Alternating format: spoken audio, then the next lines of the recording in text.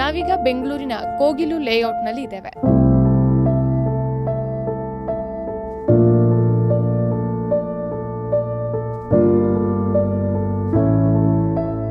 ಸರ್ಕಾರಿ ದಾಖಲೆಗಳ ಪ್ರಕಾರ ಇದು ಎನ್ಕ್ರೋಚ್ಮೆಂಟ್, ಆದರೆ ಇಲ್ಲಿನ ಜನರ ಪರಿಸ್ಥಿತಿ ಬೇರೆನೇ ಇದೆ.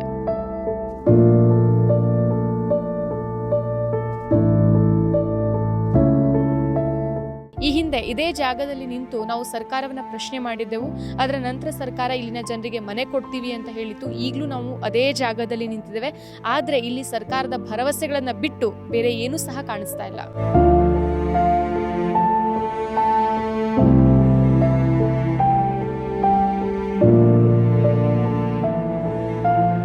ಚಿಕ್ಕ ಮಗು ಇದ್ದಾರೆ, 20 ದಿವಸದಿಂದ ಹೆಂಗೆ ಮಲ್ಕೊಂತಾರೆ ಅವ್ರಿಗೆ ಗೊತ್ತು. ಸ್ವಲ್ಪ ಸರ್ಕಾರ ದಯವಿಟ್ಟು ಸರ್ಕಾರ ಏನಾದ್ರು ದೊಡ್ಡ ಮನ್ಸು ಮಾಡಿಬಿಟ್ಟು ಎಲ್ಲರಿಗೆ ಫಕೀಲ್ ಒಟ್ಟು ಬಂದು ಎಲ್ಲರೂ ಯಾರ ಮನೆ ಹೋಗಿದೀವೋ ಅವ್ರಿಗೆಲ್ಲ ಮನೆ ಕೊಟ್ಬಿಟ್ರೆ ಚೆನ್ನಾಗಿದೆ ಮೇಡಮ್. ನ್ಯೂಸ್ನಲ್ಲೆಲ್ಲ ಅದೇ ತೋರಿಸ್ತಾ ಇರೋದು. ಒಬ್ಬೊಬ್ಬರ ಹತ್ರ 2 ಐಡೆಂಟಿ ಕಾರ್ಡ್ ಇದೆ ಅಂತೆ, 3 ಐಡೆಂಟಿ ಕಾರ್ಡ್ ಇದೆ ಅಂತೆ, 2 ರೇಷನ್ ಕಾರ್ಡ್ ಇದೆ ಅಂತೆ, 2 ಆಧಾರ್ ಕಾರ್ಡ್. ಅದು ಹೆಂಗ್ ಬರ್ತದೆ ಆಧಾರ್ ಕಾರ್ಡ್ ಹೇಳಿ ನೀವು? ನಮಸ್ಕಾರ, ಈ ದಿನಕ್ಕೆ ಸ್ವಾಗತ. ನಾನು GM ಪವಿತ್ರ. ಇವತ್ತು ನಾವು ಬೆಂಗಳೂರಿನ ಶ್ರೀನಿವಾಸಪುರದ ಕೋಗಿಲು ಲೇಔಟ್ನಲ್ಲಿದ್ದೀವಿ. ಕೆಲ ದಿನಗಳ ಹಿಂದೆ ಎನ್ಕ್ರೋಚ್ಮೆಂಟ್ ಹೆಸರಲ್ಲಿ ಸುಮಾರು 150ಕ್ಕೂ ಹೆಚ್ಚು ಮನೆಗಳನ್ನು ಸರ್ಕಾರ ಇಲ್ಲಿ ನಾಶ ಮಾಡಿತ್ತು, ಡೆಮಾಲಿಷ್ ಮಾಡಿತ್ತು. ಸೊ ಅದಾದ ನಂತರ ನಾವು ಬಂದು ಇಲ್ಲಿನ ಜನರ ಪರಿಸ್ಥಿತಿಯನ್ನು ಸರ್ಕಾರಕ್ಕೆ ಮನವರಿಕೆ ಮಾಡುವಂಥ ಪ್ರಯತ್ನ ಮಾಡಿದೆವು. ಮತ್ತೆ ನಾವಿಲ್ಲಿ ಬಂದಿದ್ದೇವೆ. ನಾವು ಈ ಹಿಂದೆ ಬಂದ ನಂತರ ಸರ್ಕಾರ ಜನರಿಗೆ ಮನೆಯನ್ನು ಕೊಡೋದಾಗಿ ಭರವಸೆಯನ್ನು ಕೊಟ್ಟಿತ್ತು. ಆದರೆ ಈಗಲೂ ನಾವು ಬಂದಾಗಲೂ ಸಹ ಇಲ್ಲಿನ ಜನರ ಪರಿಸ್ಥಿತಿ ನಾವು ಮೊದಲನೇ ಬಾರಿ ಬಂದಾಗ ಯಾವ ರೀತಿ ಇತ್ತೋ ಅದೇ ರೀತಿ ಇದೆ.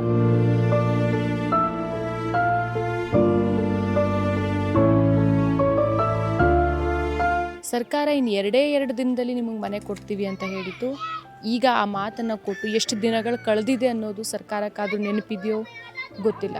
ಆದರೆ ಬೆಂಗಳೂರಿನ 15 ಡಿಗ್ರಿ ಚಳಿಯಲ್ಲಿ ಇಲ್ಲಿನ ಜನ ಆಕಾಶನೇ ಸೂರು, ನೆಲನೇ ಹಾಸಿಗೆ ಅಂತ ಅಂದ್ಕೊಂಡು ಬದುಕ್ತಿದ್ದಾರೆ. ಸರ್ಕಾರದ ಭರವಸೆಗಳು ಅಥವಾ ಸರ್ಕಾರದ ಮಾತುಗಳು ಜನರ ಚಳಿಗೆ ಕಂಬಳಿ ಆಗೋದಿಲ್ಲ ಅಲ್ವಾ?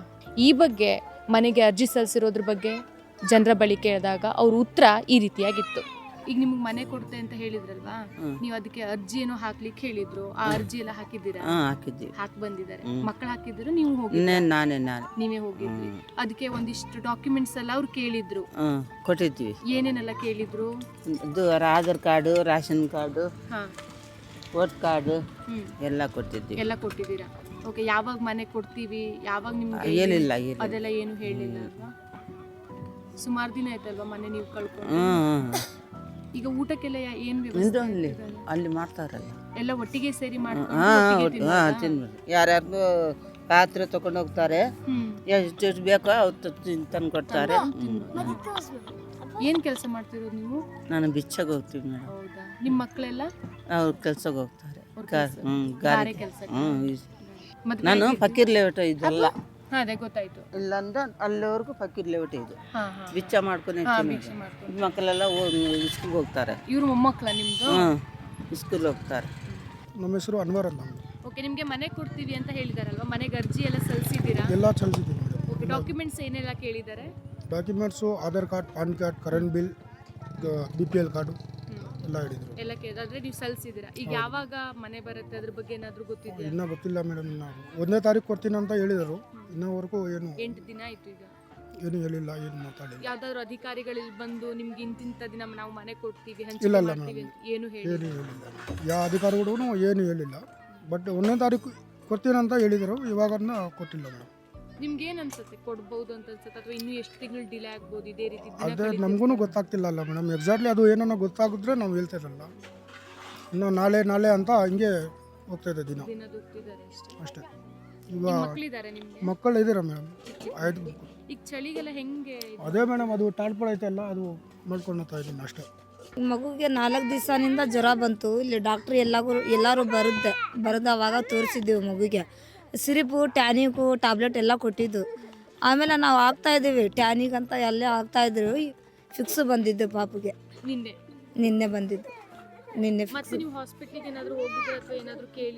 ಹಾಸ್ಪಿಟ್ಲಿಗೆ ಹೋಗಿಲ್ಲ ಮೇಡಮ್. ಅದು ಹಾಸ್ಪಿಟ್ಲಿಗೆ ಹೋಗಿ ನಾವು ಎಲ್ಲಿ ಹೋಗ್ತಾಯಿದ್ವಿ ದುಡಿಯೋಕೆ? ಎಲ್ಲಿಗೆ ಹೋಗಿಲ್ಲಲ್ಲ, ಇಲ್ಲೇ ಮನೆಯಲ್ಲೇ ಇರ್ತೀವಿ ನಾವು. ಎಲ್ಲಿಗೂ ಹೋಗ್ತಾ ಇಲ್ಲ. ಹಾಸ್ಪಿಟಲ್ ಕರ್ಕೊಂಡು ಹೋಗೋ ಅಂದ್ರೂ ಕಾಸಿಲ್ಲ. ಇವಾಗ ನಾವು ಆಚೆಗೆ ಹಾಸ್ಪಿಟಲ್ಗೆ ಹೋಗ್ಬೇಕಂದ್ರೆ ಕಾಸು ಬೇಕು. ನೀವೇನು ಕೆಲಸ ಮಾಡ್ತೀರಿ? ನಾವು ಭಿಕ್ಷೆ ಮಾಡ್ತೀವಿ. ಈಗ ನೀವು ಯಾರು ಕೆಲಸ ಹೋಗ್ತಾ ಇಲ್ಲ ಮೇಡಮ್.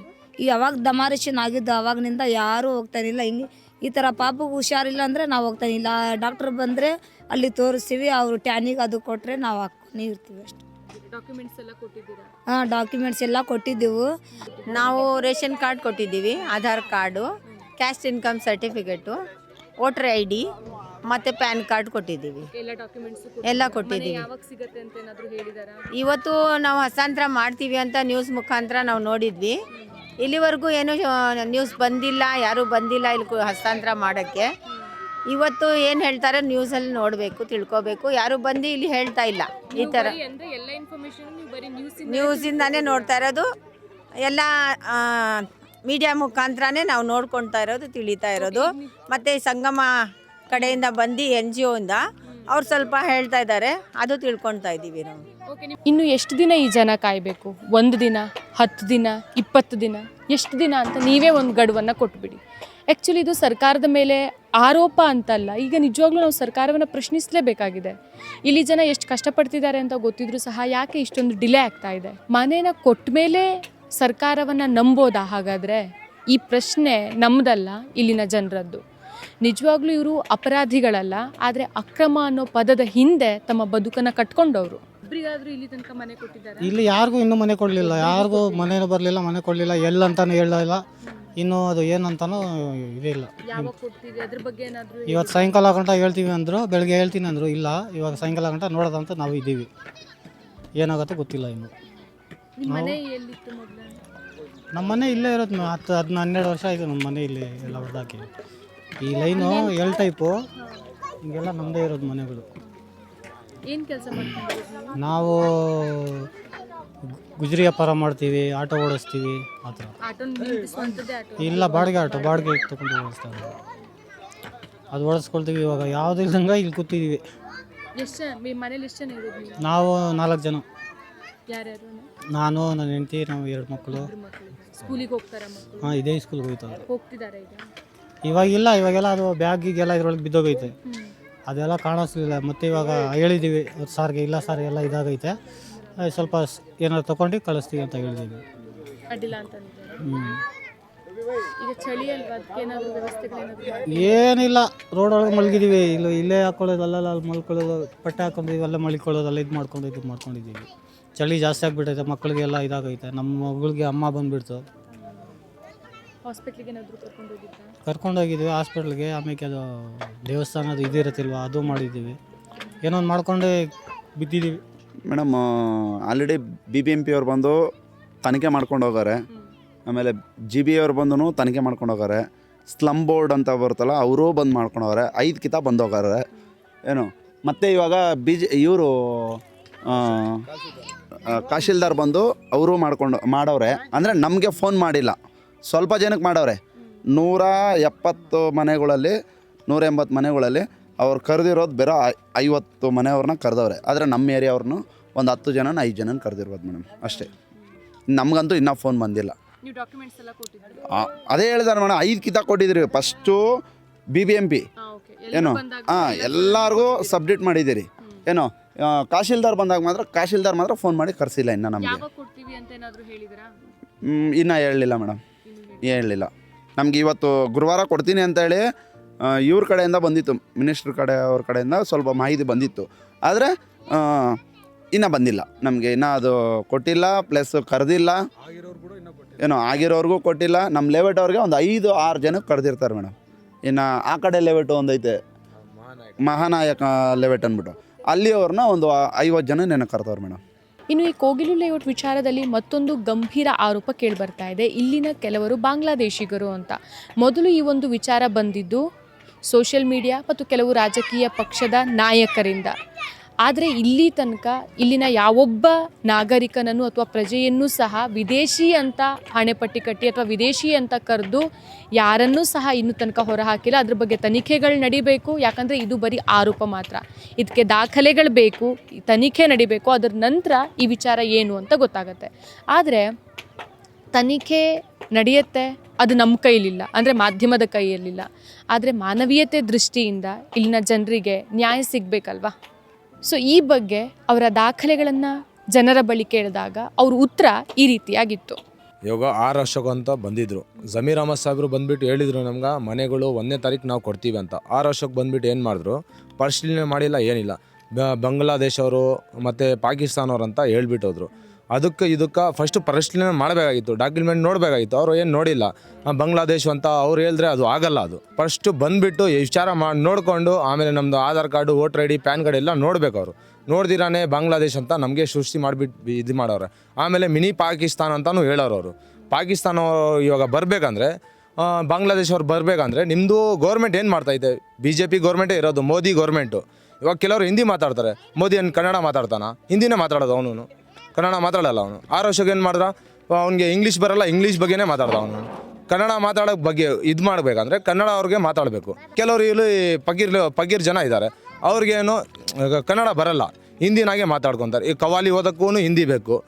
ಇನ್ನೂ ಒಂದು ಬಂದುಬಿಟ್ಟು ಎಲ್ಲಾದರೂ ಹೋದರೆ ಭಿಕ್ಷೆ ಬೇಡ್ಕೊಳೋದ್ರೂ ಹಿಂದಿನೇ ಮಾತಾಡೋದು. ಪಗೀರ್ ಜನಕ್ಕೆ ಕನ್ನಡ ಬರಲ್ಲ.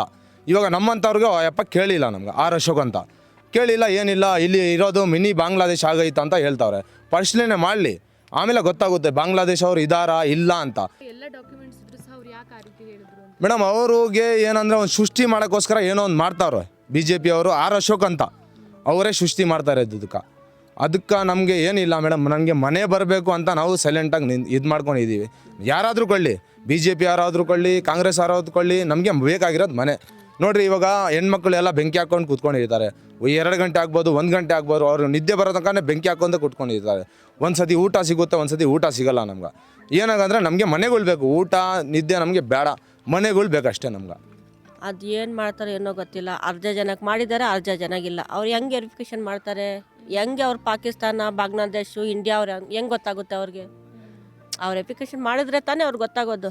ಅರ್ಧ ಜನಕ್ಕೆ ಮಾಡಿ ಅರ್ಧ ಜನಕ್ಕೆ ಬಿಟ್ಬಿಟ್ರೆ ಹೆಂಗೆ ಗೊತ್ತಾಗುತ್ತೆ? ಎಲ್ಲರಿಗೂ ಒಟ್ಟು ಮಾಡಿದ್ರೆ ಎಲ್ಲರಿಗೂ ಒಟ್ಟಿಗೆ ಮಾಡಬೇಕು, ಇಲ್ಲಾಂದರೆ ಯಾರಿಗೂ ಮಾಡಬೇಡ್ರಿ. ಹಂಗೆ ಮನೆ ಕೊಡಬೇಕಾಗಿತ್ತು. ಇವಾಗ ಇಲ್ಲ, ಇದು ಮಾಡ್ತಾ ಇದ್ದಾರೆ. ಸ್ವಲ್ಪ ಜನಕ್ಕೆ ನಕಲಿ ಡಾಕ್ಯುಮೆಂಟ್ ಇದೆ ಅಂತೆ. ಎಲ್ಲಿದೆ ನಕಲಿ ಡಾಕ್ಯುಮೆಂಟು? BBMP ಅವರೇ ಮಾಡ್ಕೊಡೋದು. ಇವಾಗ ಇದು ಫುಡ್ ಆಫೀಸ್ ಅವರೇ ಮಾಡ್ಕೊಡೋದು ಇದು ರೇಷನ್ ಕಾರ್ಡು.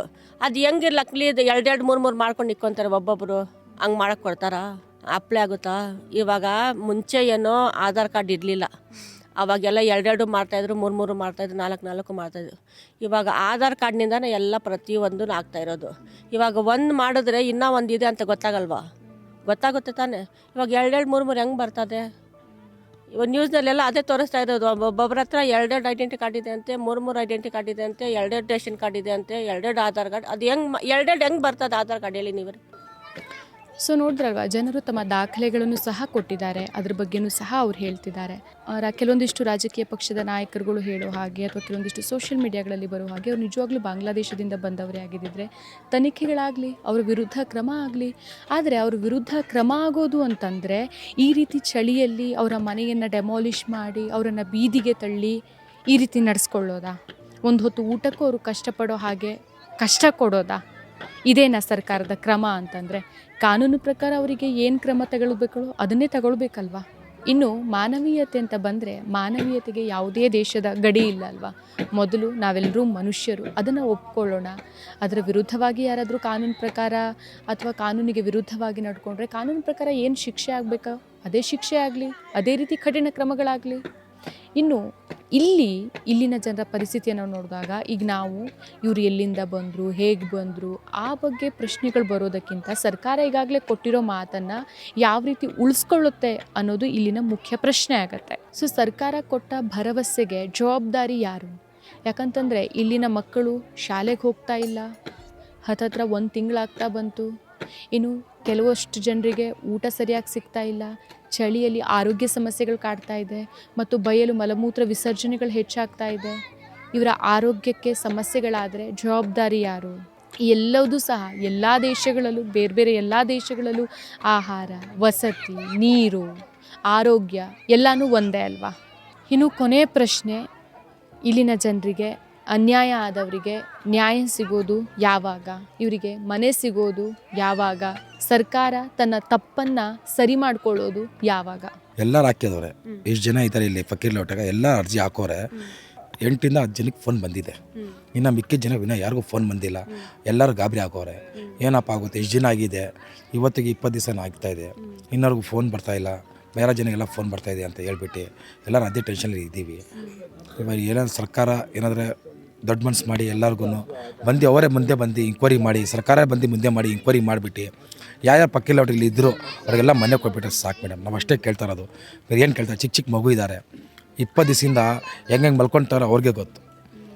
ಸ್ವಲ್ಪ ಸರ್ಕಾರ ದಯವಿಟ್ಟು ಸರ್ಕಾರ ಏನಾದರೂ ದೊಡ್ಡ ಮನ್ಸು ಮಾಡಿಬಿಟ್ಟು ಎಲ್ಲರಿಗೆ ಫಕೀಲ್ ಹೋಟೆಲ್ ಬಂದು ಎಲ್ಲರೂ ಯಾರ ಮನೆ ಹೋಗಿದ್ದೀವೋ ಅವ್ರಿಗೆಲ್ಲ ಮನೆ ಕೊಟ್ಬಿಟ್ರೆ ಚೆನ್ನಾಗಿದೆ ಮೇಡಮ್. ಇವಾಗ ನೋಡಿ ತುಂಬ ಚಳಿ ಇದೆ, ಚಳಿ ಕಾಲದಲ್ಲಿ ಆಗ್ತಾಯಿಲ್ಲ, ಮಗು ಇರೋಕ್ಕಾಗ್ತಾಯಿಲ್ಲ, ಬಂಕಿ ಹಾಕ್ಕೊಂಬಿಟ್ಟು ಕುತ್ಕೊಂಡ್ಬಿಟ್ಟು ಹಿಂಗಿದ್ದೀವಿ, ಜೀವನ ಮಾಡ್ತಾಯಿದ್ದೀವಿ. ಏನಾದರೂ ಸರ್ಕಾರ ಮನ್ಸು ಮಾಡಿಬಿಟ್ಟು ಬೇಗ ಏನಾದರೂ ಮಾಡಿಕೊಟ್ರೆ ಆಗುತ್ತೆ ಮೇಡಮ್. ಸೊ ವೀಕ್ಷಕರೇ, ನೋಡಿದ್ರಲ್ವ, ಇದಿಷ್ಟು ಕೋಗಿಲು ಜನರ ಸದ್ಯದ ಪರಿಸ್ಥಿತಿ. ಮುಂದಿನ ದಿನಗಳಲ್ಲಿ ಸರ್ಕಾರ ಇವರ ಬಗ್ಗೆ ಜವಾಬ್ದಾರಿಯುತವಾಗಿ ನಡ್ಕೊಳ್ಳುತ್ತಾ ಅಥವಾ ಇವರಿಗೆ ಯಾವ ರೀತಿ ಮನೆಗಳ ವ್ಯವಸ್ಥೆಯನ್ನು ಮಾಡ್ಕೊಳ್ಳುತ್ತೆ ಅನ್ನೋದನ್ನು ಮುಂದಿನ ದಿನದ ಅಪ್ಡೇಟ್ಸ್ಗಳಲ್ಲಿ ನಾವು ನೋಡ್ತಾ ಹೋಗೋಣ. ವಿಡಿಯೋ ಜರ್ನಲಿಸ್ಟ್ ಮುಸ್ತಫಾ ಜೊತೆ ನಾನು GM ಪವಿತ್ರ, ಬೆಂಗಳೂರು. ಮತ್ತಷ್ಟು ವಿಶೇಷ ವಿಡಿಯೋಗಳನ್ನು ನೋಡಲು ಮತ್ತು ಹೊಸ ವಿಡಿಯೋಗಳ ಬಗ್ಗೆ ತಿಳಿಯಲು ಈ ದಿನ .com ಯೂಟ್ಯೂಬ್ ಚಾನೆಲ್ ಸಬ್ಸ್ಕ್ರೈಬ್ ಮಾಡಿ ಮತ್ತು ಬೆಲ್ ಐಕಾನ್ ಕ್ಲಿಕ್ ಮಾಡಿ.